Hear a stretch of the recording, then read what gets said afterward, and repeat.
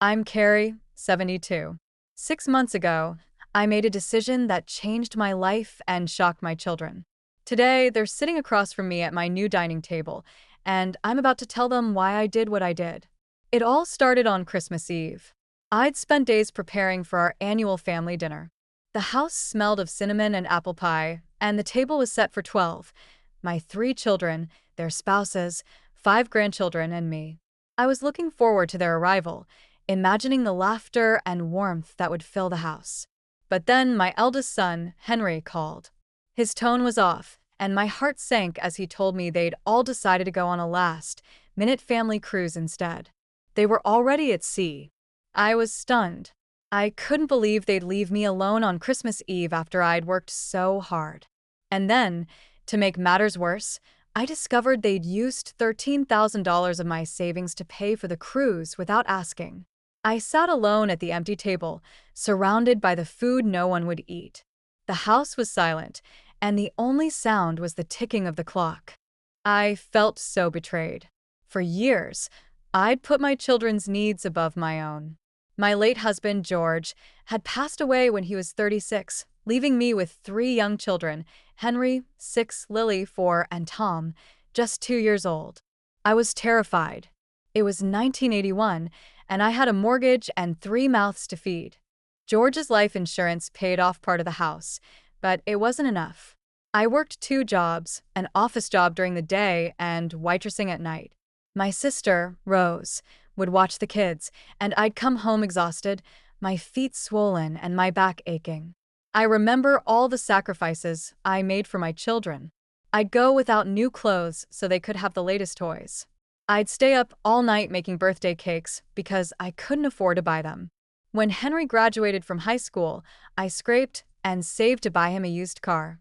I took on extra shifts for 7 months, and my own car broke down on the highway because I couldn't afford to replace it. Lily got into her dream college, but the tuition was a huge burden.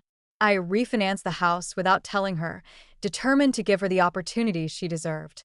And Tom had his rebellious years. I hired a lawyer when he got in trouble with the law at 20, spending $3,500 that I didn't have on a credit card that took me years to pay off. Behind the photo albums in the attic, I found the property deeds. The main house, which George and I had bought together, a small beach cottage we'd purchased a year before he died, and a piece of land George had inherited from his father. All were in my name alone. That Christmas Eve, as I sat there, I realized my children saw these properties as their inheritance, not as the fruits of my and George's hard work. I also found a brochure for a retirement home with Henry's notes about convincing me it was time to move in. They were planning to take my home and my independence. I knew I had to take action. I called George's old college roommate, Carl, a real estate attorney. I told him everything: the Christmas dinner they'd skipped, the money they'd stolen, and their plans for me. Carl was shocked. He confirmed that the properties were mine and that I could do whatever I wanted with them. I decided to sell all of them before my family returned from their cruise. Carl was hesitant at first, but he saw the determination in me. He agreed to help.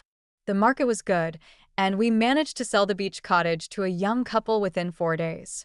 The land was bought by a developer soon after. The main house, my home for 47 years, took a bit longer, but we got multiple offers and sold it to a family with 3 kids. I found a perfect 2-bedroom condo near a park. It had a balcony overlooking a pond, and the building had an elevator and a small community room. It was a fresh start. I hired a moving company and packed only what I truly wanted to take: my bedroom furniture, George's desk, family photos, and some kitchen essentials. When my children returned from the cruise, they were furious. Henry called me frantic. They'd gone straight to the house and found a new family moving in. I calmly told them I'd sold the properties and moved to the condo. They were in shock, accusing me of being insane and not discussing it with them. But I reminded them of how they'd treated me, stealing my money and planning to put me in a retirement home. Over the past 6 months, my relationship with my children has been strained. There have been some attempts at reconciliation, but they haven't apologized for what they did. However, my grandchildren have been a bright spot. My granddaughter, Emily, Henry's 13-year-old daughter, was the first to reach out. She sent me a hand-drawn card saying she missed me. I invited her to my new home, and she loved it. Since then, the other grandchildren have also visited. Today, as we sit around the table, I take a deep breath. Before we eat, I say, I want to talk. 6 months ago, I made a decision that changed our lives. For 47 years after your father died, I lived for you. I made sacrifices, and I don't regret them because I love you. But somewhere along the way, you started taking me for granted.